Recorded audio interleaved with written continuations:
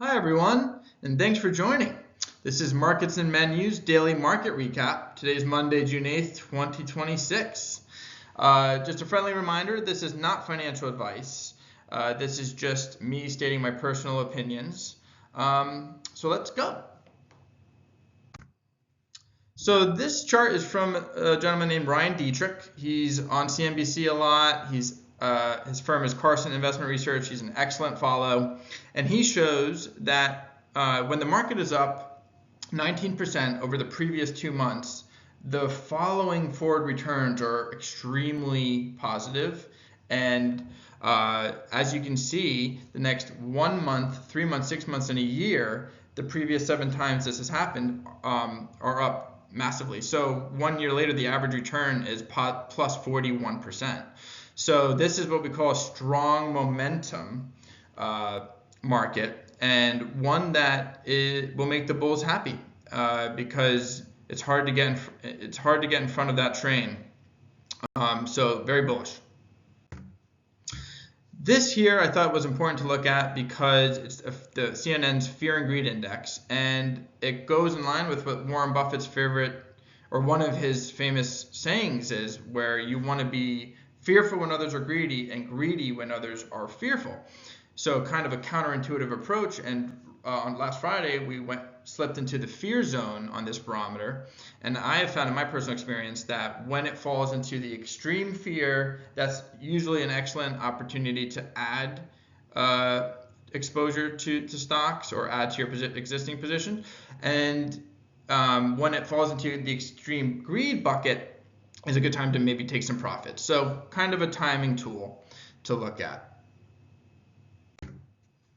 Just a quick note to please look at becoming a premium member. I think it's a great opportunity. By doing that, you'll get to see my personal portfolio of 30 positions plus and my explanations for why I'm invested in those companies. And we can set up some personal Zoom meetings, have it be a more personal connection. I think there's a lot of value to that. So yes, please look at visiting my website and mobile apps, links below. Thank you. So last Friday, the volatility index, the VIX is how it's what it's referred to, spiked. Okay, it went up over 30%, and James Altucher shows a chart of the past times this has happened over the past 10 years, and 1 month later the return was positive 2.66%. So another, kind of going along with the fear and greed chart, a good time to add exposure is when there's fear or volatility spikes in the market like we had last Friday. So just another thing to look at when you have days that are down a lot. Okay, was the VIX also spiking? And if that's the case, it might be a good time to add exposure. So this is Blue Kurtic Market Insights. They post excellent historical data charts, and they had an interesting stat that showed that June has never had a market peak since 1950, the data going back to 1950. So 76 years worth of data, and no market peaks for the S&P 500 in June. So, if you hear a lot on the news that the market might be peaking, I would argue against it peaking this month, because as you can see, December is when markets generally tend to peak. You have some in November, October as well, but generally October, November, December, that part of the year, last quarter, is when markets tend to peak. Doesn't mean it always will, but that's historically speaking what tends to happen.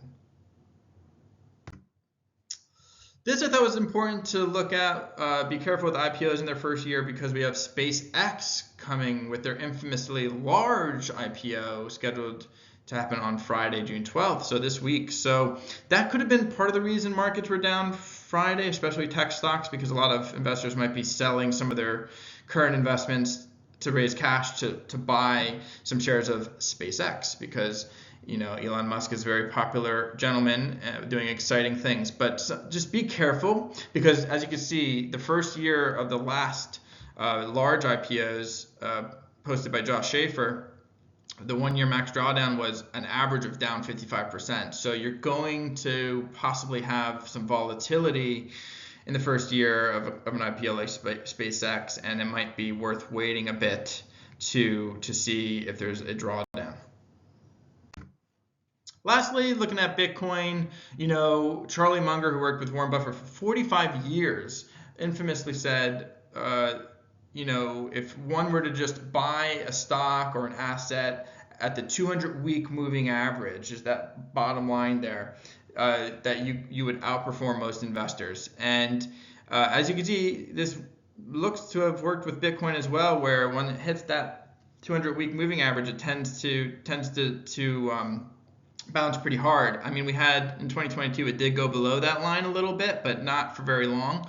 So just something to keep in mind or be aware of, that Bitcoin's had a very rough time since peaking last October, and it just looks to be hitting that technical level of possibly being a good buying opportunity. But again, remember, cryptocurrencies or the crypto asset class is very volatile, and there's no intrinsic value to it. So it's really more like these technical charts that may show good positioning technically, but remember, there's no real fundamental analysis to it. So that's my daily market recap for today. Thank you everyone for joining. Have a great day.